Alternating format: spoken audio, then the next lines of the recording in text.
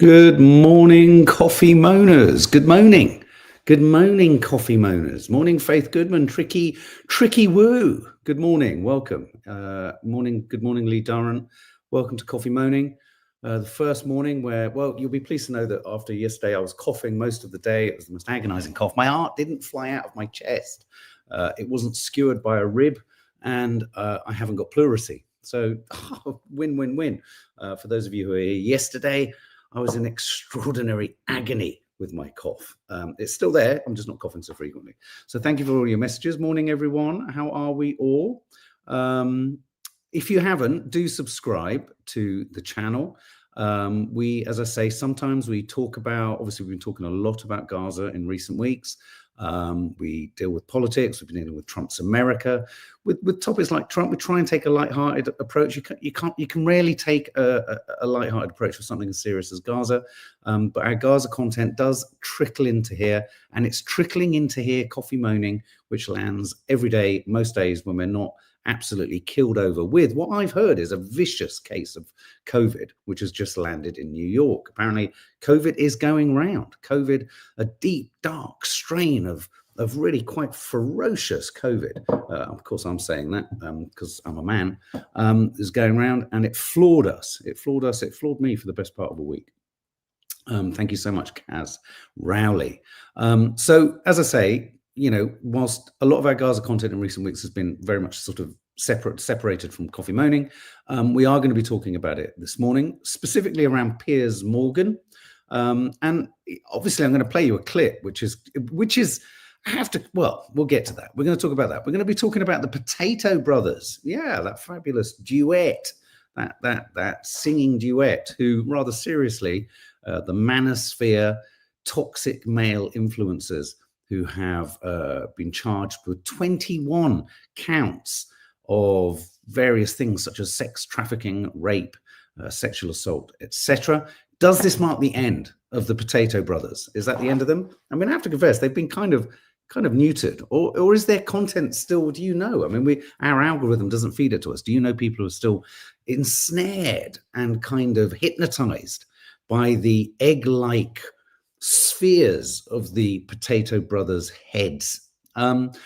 Trump has a bit of a tantrum. Well, interestingly, I've put Trump tantrum. This is predictive. So I'm waiting for him to wake up. I'm waiting for him to get onto Truth Social and share his thoughts on the fact that he might not be able to put all his tariffs on everything that he wants to put tariffs all over. And he's also, I've got a brief quote from him about the fact that his wonderful, bigly wonderful, beautiful Boeing from Qatar. Qatar's not a present. It's a gift to the nation. How that could be a little bit too big. It might be too big for him. Yeah. The big and beautiful might be too big and too beautiful, even for me, the giant Watson. So we're going to be talking about him too. And I've got I've got a really curious clip actually of a guy called Peng. And we're going to talk about a couple of other things that we might have some lighthearted fun around here. Why do people refer to things as she? Why do we refer to cars as she? Or why do we refer to boats as she? But more and more now, why do we refer to things like dresses with like women's names, or, you know, wedding dresses and ingredients when cooking? Things like that. Mrs. Lemon. Well, let's put a little bit of Mrs. Time in there. Why do people keep referring to things as she's? And oh my fucking Christ. This is my absolute bête noire right now. This is my absolute no-no. This is I can't bear it. Why is everything being turned into a musical? Everything being turned into a musical. So we're going to talk about that. Oh, you know, I get it. Some musicals are cool. Some musicals are fine. I like some musicals. But why is everything being turned into a musical? And is there anything that shouldn't be? Or is there anything, if you're musical fans, that should be? Like Top Gear. I can see it. Top Gear, the musical. You know, Loose Women, the musical. I can see it. I can see it. I can see Loose Women, the musical. Okay, well, let's start with, I'm going to play you a clip now. Before I play you the clip, let's ask you, Mission Impossible, the musical. By the way, my review is landing on that later today, me too. Mission Impossible, The Final Reckoning, the musical. It's a lot of, he runs a lot, doesn't he? Old Tom Cruise.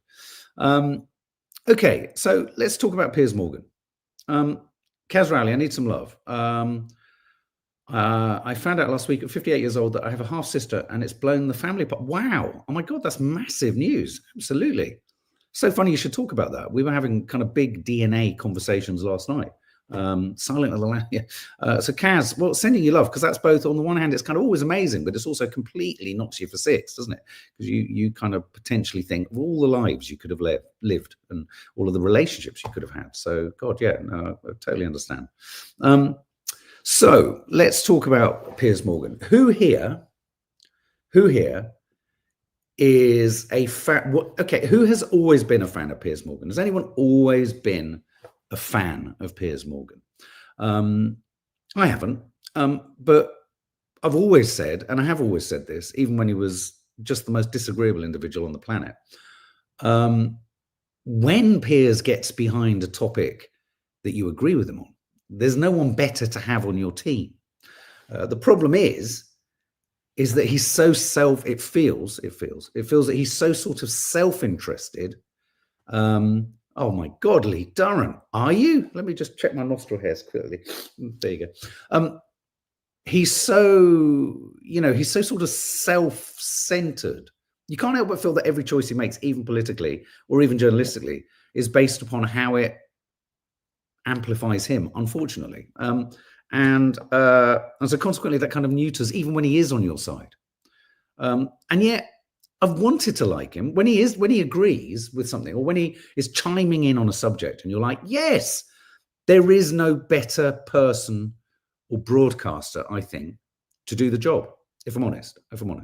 Not a fan, but I've seen him do some amazing interviews. Tricky Woo. No, yeah, let's be honest. You know what we love here at Coffee Moaning, for anyone who's new, is we like to cradle the inherent contradictions of things.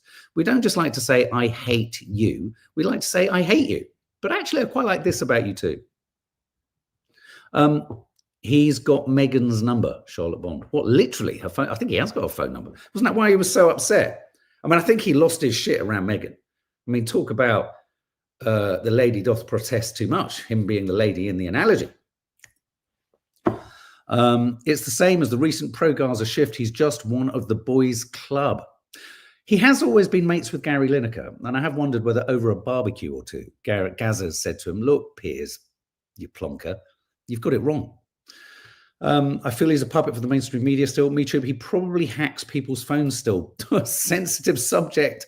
Don't go there, MeTube. He doesn't listen to people, Sophie Watley. It always feels, we've flown up there. It always feels that he's made up his mind before every interview.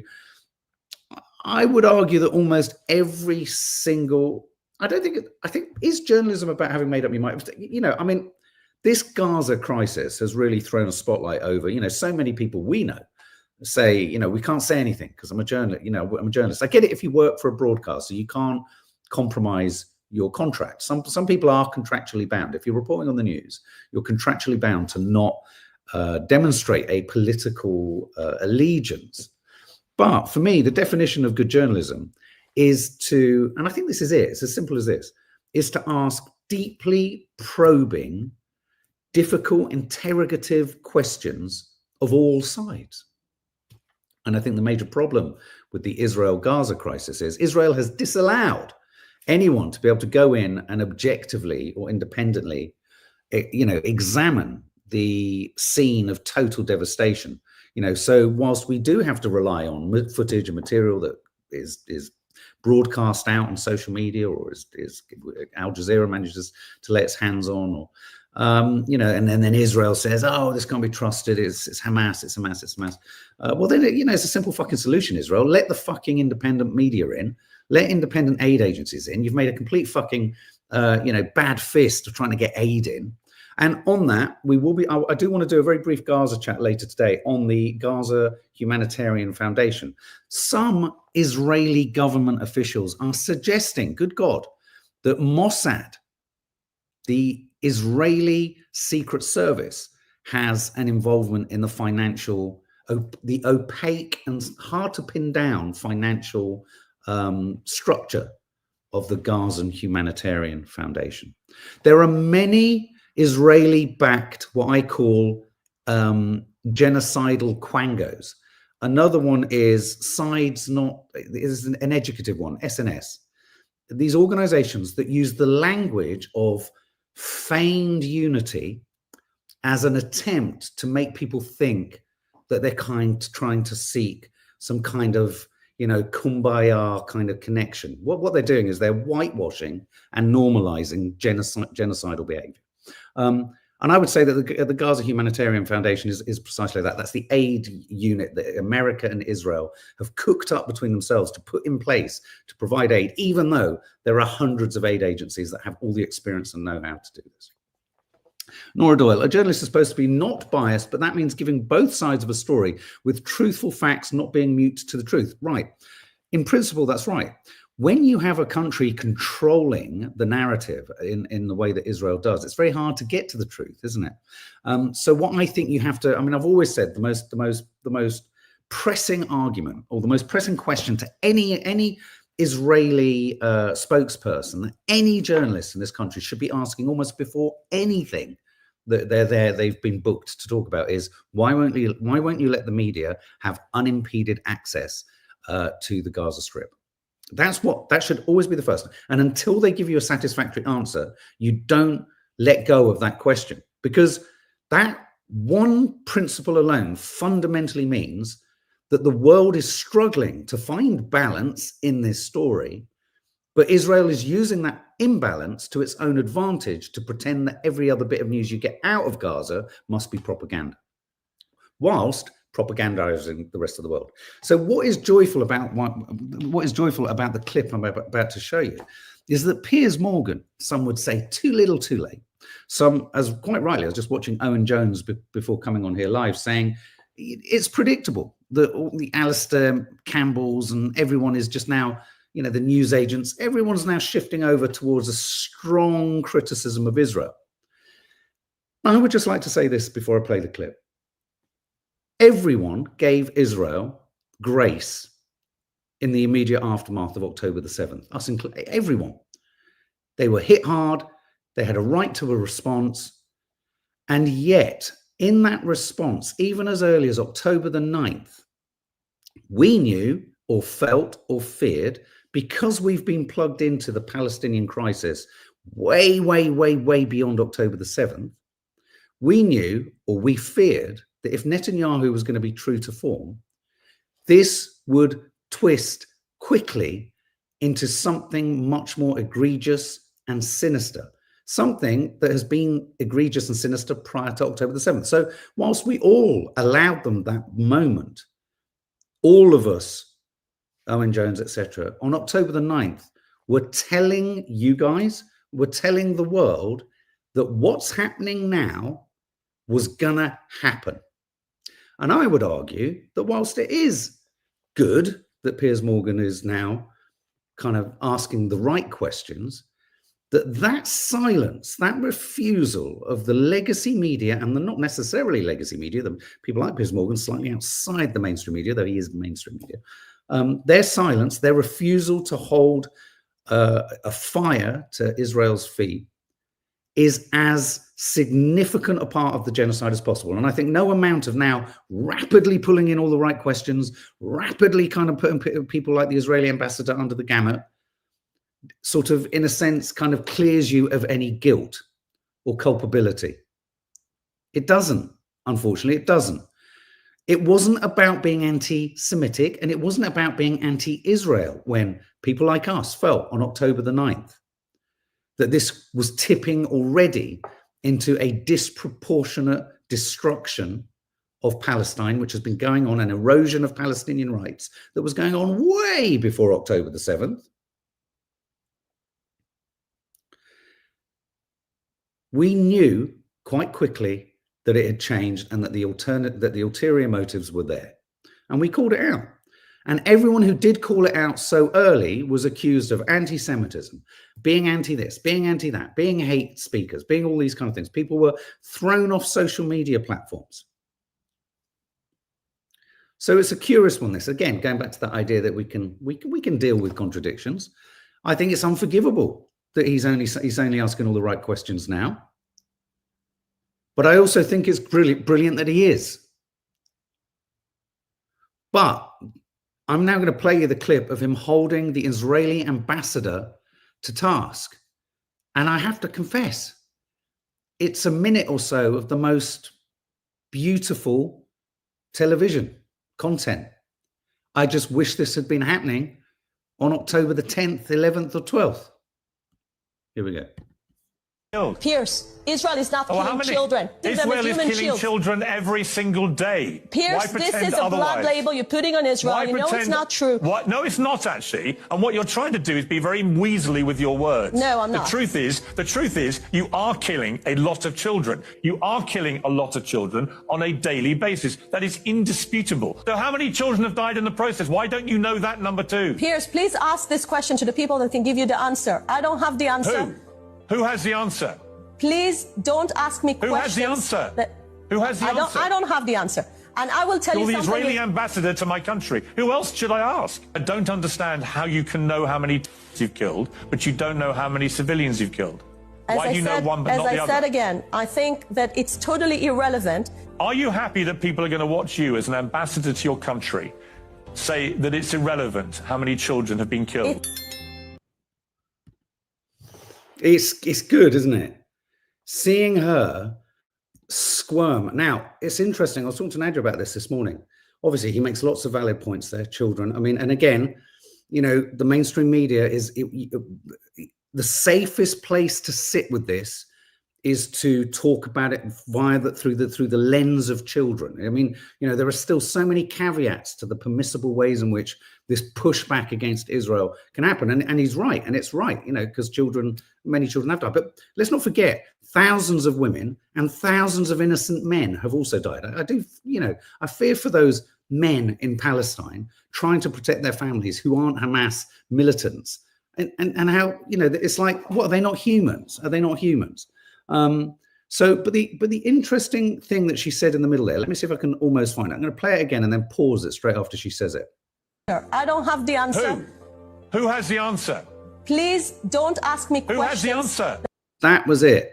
Please don't ask me questions. And I said to Nads, I said, it's interesting that that actually kind of spilt out of her mouth, because Danny Cohen, all of these spokespeople who are essentially providing cloud cover for the atrocities that are going on by distracting through accusations of anti-Semitism, getting the BBC tied up in knots about its editorial impartiality, getting documentaries pulled down when you can't even get journalists on the ground over there. All these people who are popping up on Nick Ferrari's radio shows and are telling everyone off and accusing everyone of anti-Semitism and equating anti-Zionism with anti-Semitism and equating, oh, don't you dare. What they don't want is for you to ask questions. She let it slip out of her mouth. Don't ask me questions.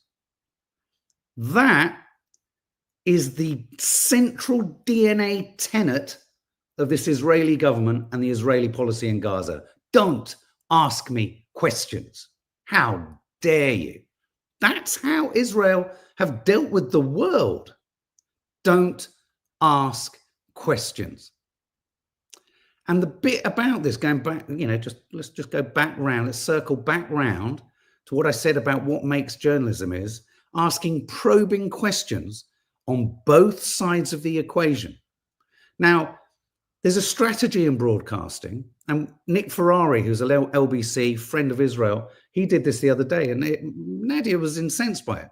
So he, in the spirit of balance, he went for a Palestinian spokesperson to represent the Palestinian cause.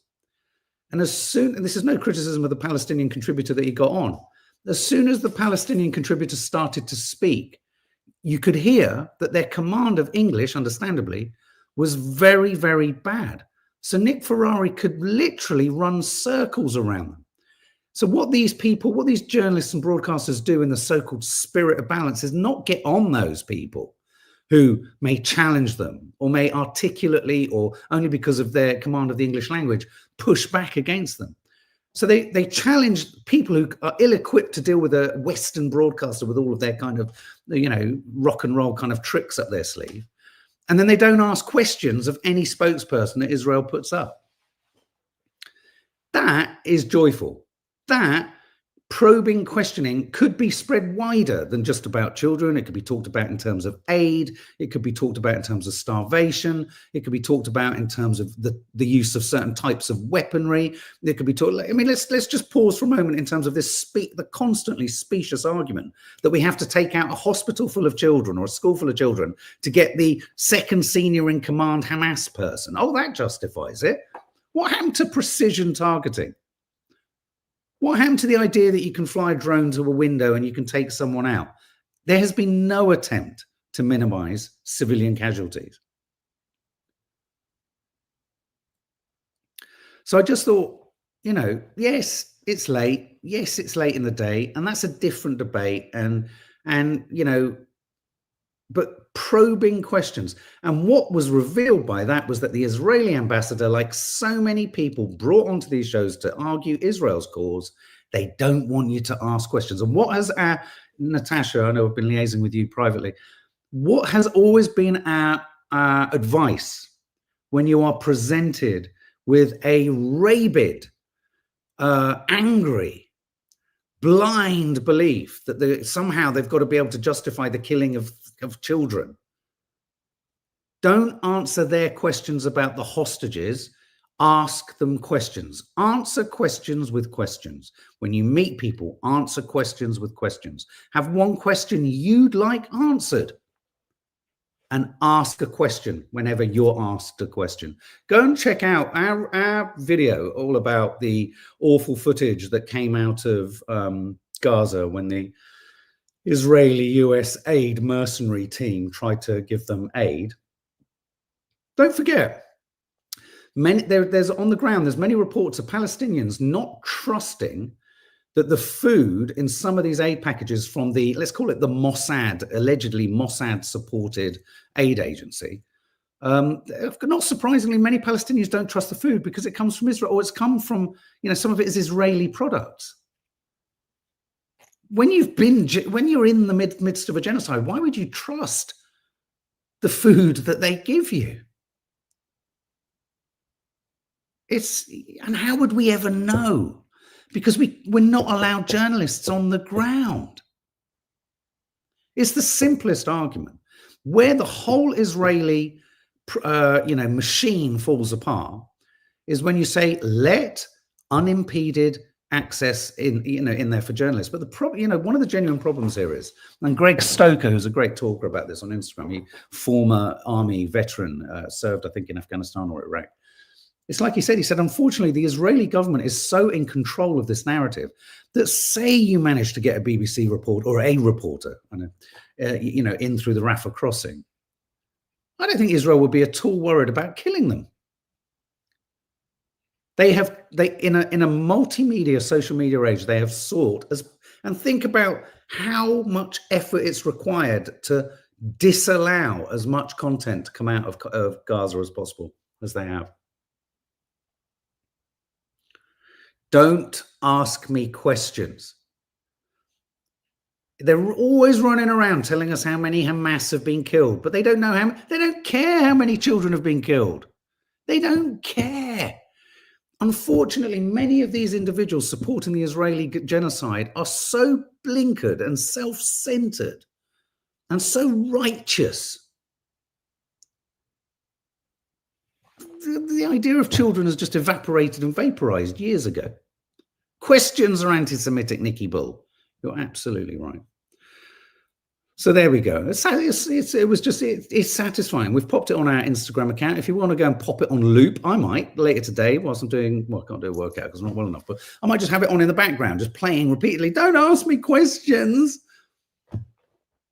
No, ask me questions. Jimmy Carr, unforgivable. He hosted an Israeli event at the British Museum where she was at. Jimmy Carr, finished to me. You're dead to me in terms of as a comedian. How can you? Absolutely shameful. I dread to think what kind of jokes you were indulging in. Okay, in other news, these rather unpleasant individuals, the Potato Brothers, they face rape and human trafficking charges. I suppose, obviously, I'm just going to tell you what they're being charged with. But who thinks that the fact that they're being charged will be the end of them? Or does anyone? I had a moment where I thought, oh, this is good. This is good news, because this is in the UK. They have to finish the process of being. There's a due process going on in Romania, and then once that's done with, then they have to be extradited to the UK, where they will face 21 charges. UK prosecutors have confirmed they've authorized 21 charges against influencer brothers, you know who they are, including rape, actual bodily harm, and human trafficking. Potato Head 1 faces 10 charges, including rape, actual bodily harm, human trafficking. And then the younger Potato Head faces 11 charges, including rape, actual bodily harm, and human trafficking. They're already under investigation in Romania. A CPS, Crown Prosecution Service spokesman, said, we can confirm that we've authorized charges against them. Who thinks this is the end of them, or who thinks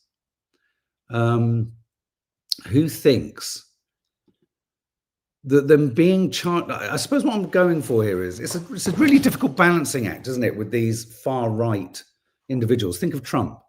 Trump was a forgettable individual playing average golf until the Democrats felt they had to charge him and drag him in front of the courts and make sure he was punished for all of his misdemeanors. And then suddenly he was gifted. And I'm telling you now, this is a fact. Trump was gifted the election win by the Democrats' zeal. They were overzealous to punish. They couldn't. The worst thing, the best punishment for a narcissist is for no one to talk about them anymore. Honestly. The best punishment, if in your own lives, if you're dealing with narcissists, the best thing you can do is stop talking to them for a bit or for good. But they literally don't know what to do, or they just fade. They fade. They fade. They fade. Lee Durrant, no, they will come back, and that's the worrying thing. They are toxic for the youth. So my worry with this, whilst of course, if crimes have been committed, they need to be charged and it needs to be done. But I do worry that good old-fashioned word, martyrs. Could they become martyrs? I mean, I have to confess, Tommy Robinson hasn't particularly done much for the public image of martyrs. I mean, he came out looking a little bit like Mel Gibson. Like Mel Gibson had been left in a cave in Utah for too long.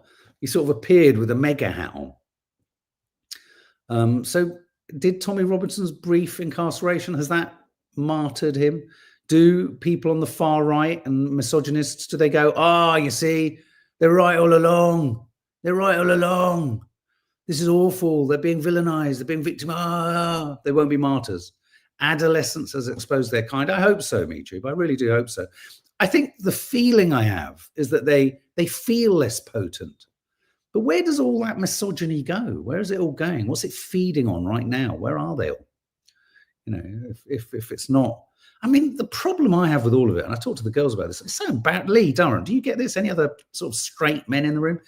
Do you get this? Do you get a bit embarrassed by what many men think is manly? We're in the land of madness when anti-Semitic fascists support Zionism. But I guess if you start to look into the details of, Zionism actually was, I'm just in response to Tommy Robinson being a Zionist. If you think about it, Zionism was a neat construct to find a way of shipping all the Jews into a certain area. Let's convince them that they need their own place and let's put them all over there. You could argue that Zionism in and of itself is anti-Semitic. My God, there's a controversial thought. I wonder if any of Netanyahu's lot have wondered this. Oh my God, Zionism is anti-Semitic. You never know. What we all want is a world in which all cultures, creeds, and religions and denominations are welcome. The world should be all religions' nation. The far right doesn't really get martyrs, says Maya. Hi, Maya. Hope you're well. Their attention span simply isn't there. I love that. It's quite true. The attention span isn't there. Far right fascism only cares about the here and now. If they go away for more than 5 years, they'll be forgotten. In that spirit, Maya, do you think we could be a little bit more confident that Farage has maybe peaked too soon in the public eye? Maybe Farage is like, everyone's like, oh, Farage is going to be our new prime minister. But maybe everyone's going to lose interest, especially with the World Cup, stuff like that. Exactly, MeTube. We don't even know the real bad guys' names. Yes, the problem won't go away, MeTube. These two aren't even the absolute worst of their kind. No, you're right. I mean, we've got to a point now where, in a sense, the potato heads, quite nostalgic, really. And there are economic headwinds that will create more misogynists. Oh, Lord, oh, Lord. But I love that idea, Mile. Yeah, the far right they haven't got enough attention to create a meaningful martyr. That's encouraging. That's made me feel a little bit more encouraged. Now, I just want to pop this up. It's not in the title. I just want to share this because is anyone else here? If I see another headline about this, I'm going to punch myself in the jaw and dislocate it. I just fancy it. This is the story that Britons may not have the right to use e-gates in Europe. I don't know why. I find this headline deeply insensitive and self-indulgent and privileged when you look at the plight of some things going on in the world. Is this a big deal for you guys? I mean, I know we all want a holiday to go smoothly. I mean, as budget airlines seek to stand, I was surprised at Nats. I thought it was surprising to stand in a line on a plane. One of the few thrills of flight and air travel was getting some shit food, right? So apparently the thing that everyone's upset about is that they won't be able to get used to use the e-gate. Oh, God, we're going to have to queue for a bit. Fucking hell. Oh, God, our rapacious economy that just consumes the planet. Oh, we're just going to have to slow down a bit. But at the same time, everyone is just wanting their little bit of the year, which is for them, which, let's face it, the capitalist mad fucking structure makes us as unenjoyable as possible. Country Pumpkin's never been on a plane. You're not missing anything. You really aren't missing anything. It was once exciting. I remember getting absolutely annihilated drunk years and years ago on a flight from New York on a bottle of Baileys with my then work colleague. And yeah, those were the days. We weren't untoward or anything. Years and years ago, I was given the phone number of a Virgin Atlantic Air. You're not supposed to fraternize with them. It's illegal. I don't know if it's illegal. It wasn't. It was frowned on. If your hair is now short but is long in the photo, it doesn't know who I am anyway, Faith. But they never work. You're right. They never work. And I don't know how to get any more high-pitched about it, but they never work.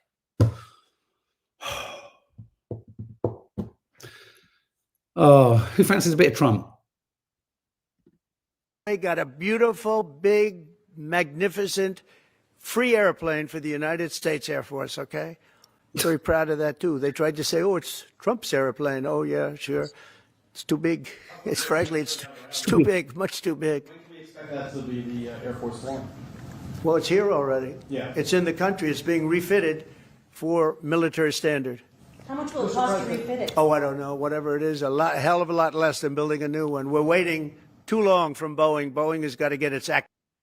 Boeing's got to get its act together. Now, do you know what? When I saw this clip, so this is the idea that Air Force, it's taking too long for them. Yeah, it's a big, beautiful plane.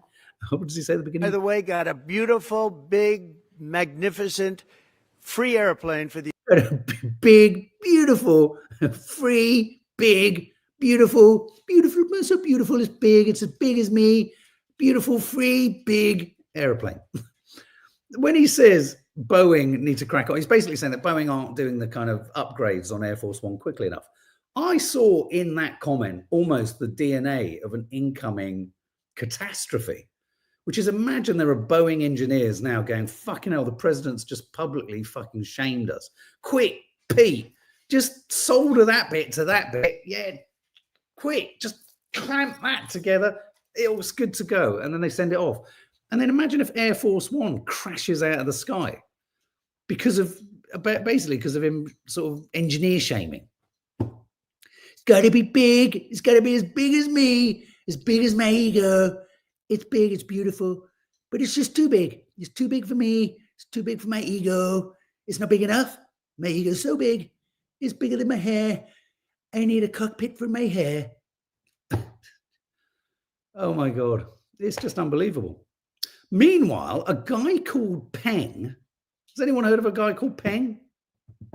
What does the word Peng mean to any of our youngsters? Doesn't it mean like, yeah, fly? Yeah, kind of like nice. Any thoughts on mega? Where is all this hate taking us? Or as in make England great again? I just think the caps look shit. Whoever's got doing the merchandise for Mega, they need to get a better strapline. Mega. It's a bit naff. Okay, so this is a chap called Peng, who's a paraglider, who found himself caught in an upwind. I think Nadia must have farted just near him, and it took him up. He was taken from an elevation of 3,000 meters, a further 5,000 meters higher. Look, he's frosted in the book. A height of 8,500 meters. Temperature felt at minus 35 degrees centigrade. And look at that, he's been banned from flying for 6 months.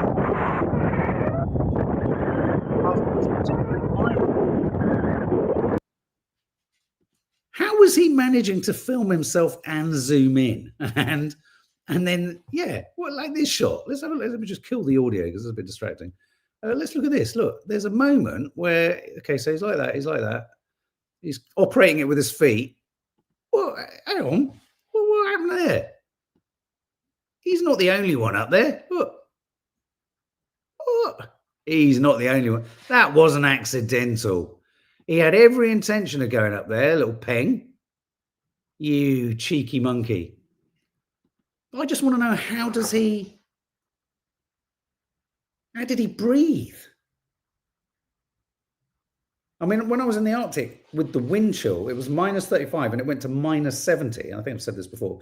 I turned to Ross, my sound recorder's face. His skin was blistering. You know, when you use a blowtorch and the top of, paint starts to bubble, his skin, I was going, Ross, your face is bubbling.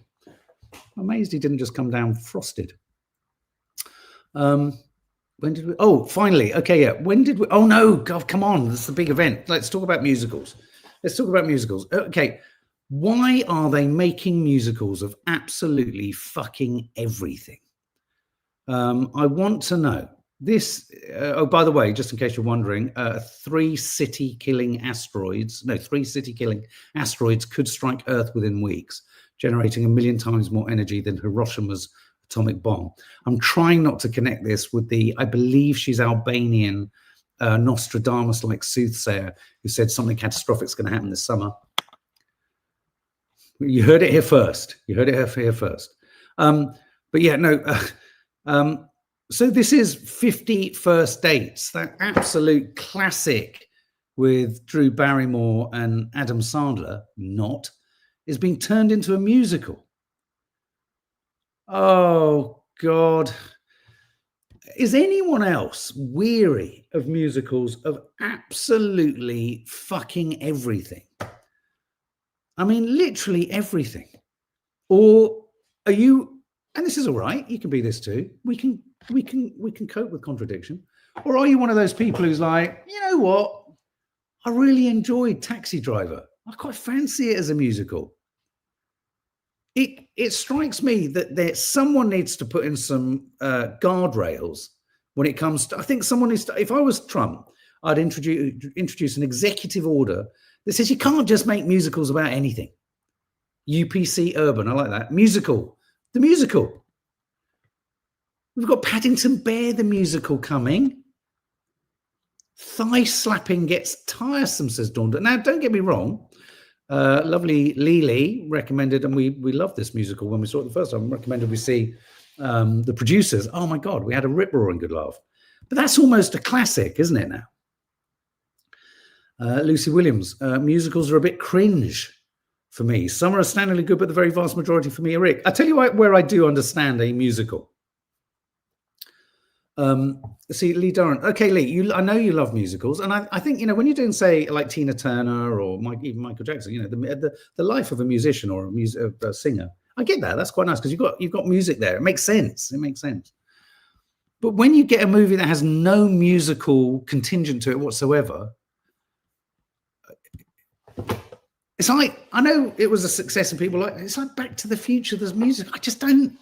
We're getting to the point where you can't just make everything into a musical. For example, I mean, I love things like Evan Hansen. I love that. That was one of my favorite musicals. I remember in New York seeing something else. What was it called? Popsy? No. Poppets? No. Tootsie? No, I can't remember. The Showman, brilliant. Mamma Mia, never seen it. I'd rather wait in the pub next door than go into a musical, Dawny Harvey. Dawny, I'd rather hammer a nail through my bad toe and wait in the same pub with you than go to a musical. Not all musical, but I think, like someone just said, it needs a good story. You can't just turn everything into a rip-roaring good sing-along. What was that, May? Sorry, I'm having a bit of an attack with I think it's a way of struggling theatres and the arts to mainstreamify musicals. Yes, you're absolutely right. There's a kind of financial incentive, but they're not cheap to put on. They're not cheap to put on. Some of the best shows I've seen can involve music. It's like fringe theatre where you get a couple of kids chucking something on. There'll be some music in there. They'll do some kind of beat poetry or something. And you're like, oh my God, this is fantastic.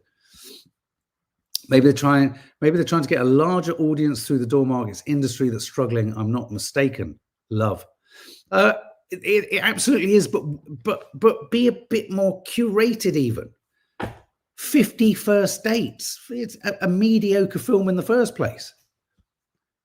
Let's not forget Spider-Man the musical. What an absolute cluster. Coffee Moaning the musical. Well, now that's a different matter altogether. Local theatre is amazing and cheap. Absolutely right, Lee Durrant. You don't need to get to the West End and pay stupid prices. It's ludicrous. I like a musical, says Tricky Woo, but it can really distract from the story. The Colour Purple is a serious story. But whenever they sing, it makes it feel like it's cute. It's very, I'm pleased you said that. That's why I didn't go and see the film. I mean, I'm not saying the original, Spielberg's original film was the definitive, but do we have to have many versions of different ones all the time? It's constantly mining. It's a bit like the live action remakes that Disney does. It's like, come on, give us something new. And you're right. I think a heavy story like The Colour Purple and then breaking into song, it feels wrong. It just doesn't feel right. Anyway, I'm just so sick of them. We were going to talk about why they call everything she, but we'll do that tomorrow. Guys, thank you so much for all your comments. Thank you for all of your thoughts. And all of your personalities. It's so nice. And thank you for tolerating the fact that me and Nad's been on a long journey to recovery, but we're finally getting there, which is rather nice. So without further ado, I'm going to end this live. Mission Impossible, The Final Reckoning review is landing soon. We will be doing more content on Gaza and a Gaza update. So stay subscribed and just pick and choose the bits that you like to. If you want to be notified about everything, click the all on the bell button. But if you just want it to be a bit more curated towards your likes, put sometimes. I think there's 3 choices, and that will specify, that will be tailor more what you're told is uploaded. See you later, guys.